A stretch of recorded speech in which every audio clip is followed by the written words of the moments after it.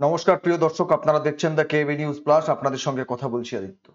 4 তারিখে লোকসভা নির্বাচনের ফলাফল ঘোষিত হয়েছে, আর 9 তারিখ অর্থাৎ গতকাল 72 জন সহকর্মীকে সঙ্গে নিয়ে শপথ গ্রহণ করেছেন, মন্ত্রিসভা গঠন করেছেন।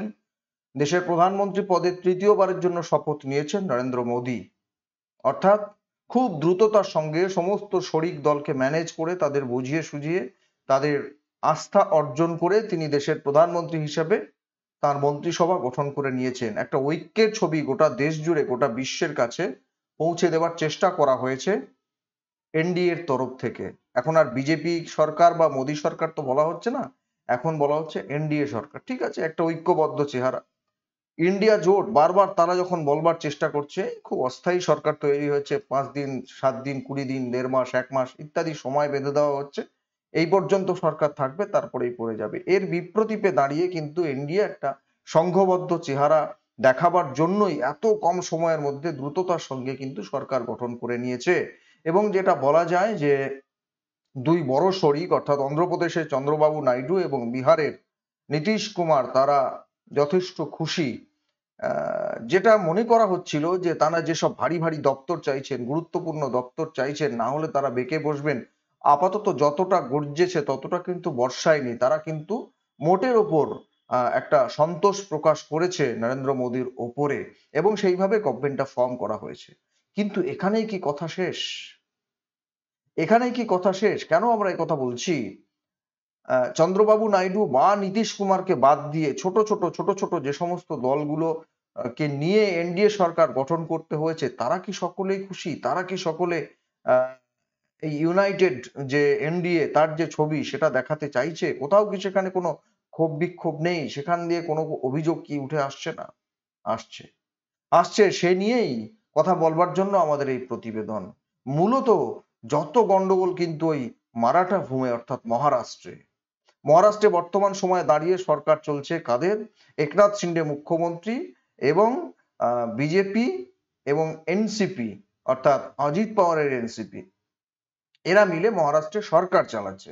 এবং বলা বাহুল্য যে যথেষ্ট আসন কিন্তু লোকসভায় তারাও পেয়েছে, পাশাপাশি কংগ্রেসও সেখানে খুব ভালো ফলাফল করেছে। আগামী বিধানসভা নির্বাচনে এই মহারাষ্ট্রে কিন্তু একটা বেশ মজাদার লড়াই, একটা মজাদার খেল হওয়ার সম্ভাবনা। আর শপথ গ্রহণের দিন অর্থাৎ গতকাল কিন্তু এই মহারাষ্ট্র থেকে কিছুটা হলেও তাল কেটেছে নরেন্দ্র মোদীদের। এনডিএ জোটের কিছুটা হলেও তাল কেটেছে ওই মহারাষ্ট্র থেকে। আপনারা জানেন এনসিপি অর্থাৎ অজিত পাওয়ারের দল, তারা মোট 4টে আসনে লড়াই করেছিল এবং 4টে আসনের মধ্যে লড়াই করে একটি মাত্র আসন তারা জয়লাভ করতে পেরেছে। এবং তাদের রাজ্যসভায় একজন সদস্য আছে, অর্থাৎ মাত্র 2জন সাংসদ রয়েছেন, 2 কক্ষ মিলিয়ে 2জন সাংসদ রয়েছেন এনসিপি অজিত পাওয়ারের দলের। তার মধ্যে তাদের দাবি তাদের একজন পূর্ণ মন্ত্রিত্ব পেতে হবে। তাদের এমপিকে, একজন এমপিকে তাদের অর্থাৎ প্রফুল্ল প্যাটেল, তাকে কিন্তু ওই প্রতিমন্ত্রী করলে চলবে না বা স্বাধীন দায়িত্বপ্রাপ্ত প্রতিমন্ত্রী করলেও চলবে না, তাকে পূর্ণ মন্ত্রিত্ব দিতে হবে। দেখুন, একজন জিতেছে লোকসভায় আর পুরনো একজন রাজ্যসভায় আছেন, তারা দাবি করছেন যে আমাদের একজন হচ্ছে পূর্ণমন্ত্রী দিতে হবে।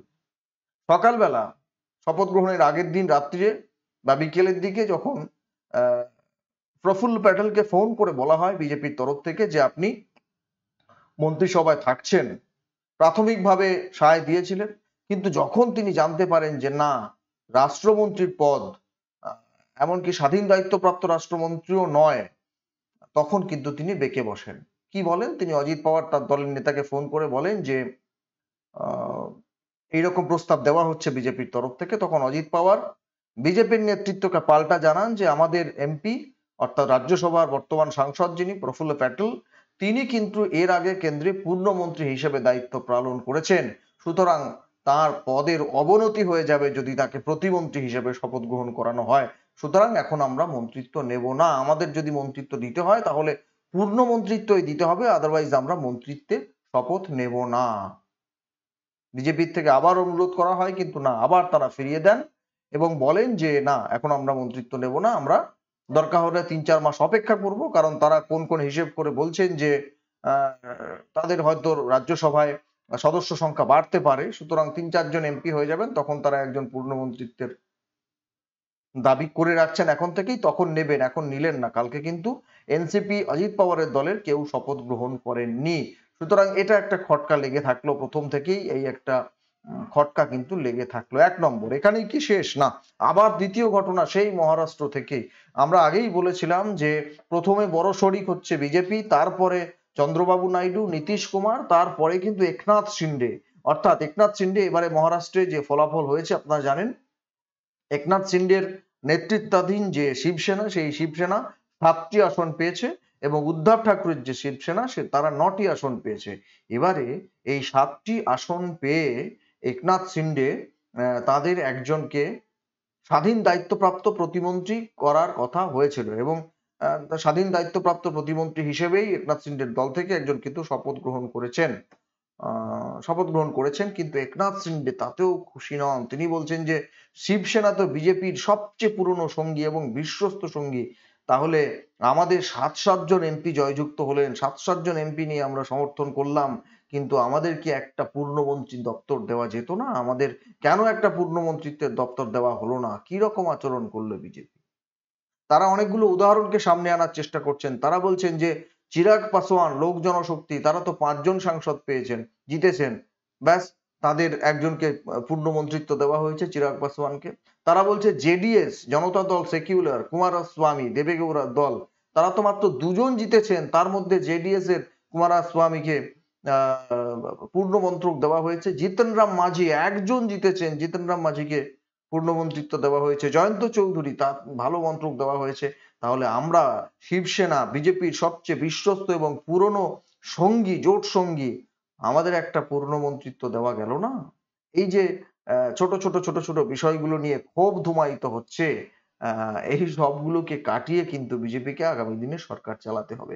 আর একটা চোখ কপালে তুলে আলোচনা করবার মতো বিষয়, সেটা হচ্ছে যে কোন জাদু মন্ত্রে বলুন তো এই নীতিশ কুমার এবং অন্ধ্রপ্রদেশের চন্দ্রবাবু নাইডু তারা যে গুরুত্বপূর্ণ দপ্তর অর্থাৎ সুপার 4 সুপার 5 এর মধ্যে যেতে চেয়েছিলেন, স্পিকার পদ পেতে চেয়েছিলেন, বড় বড় দপ্তরগুলো পেতে চেয়েছিলেন, কিন্তু কার্যত না, রেলও তো নীতিশ কুমারকে দেওয়া হয়নি, বা খুব বেশ হেভিওয়েট টাইপের যে সমস্ত দপ্তরগুলো সেইগুলো কিন্তু বিজেপি প্রায় সবটা নিজেদের দখলে রাখতে পেরেছে।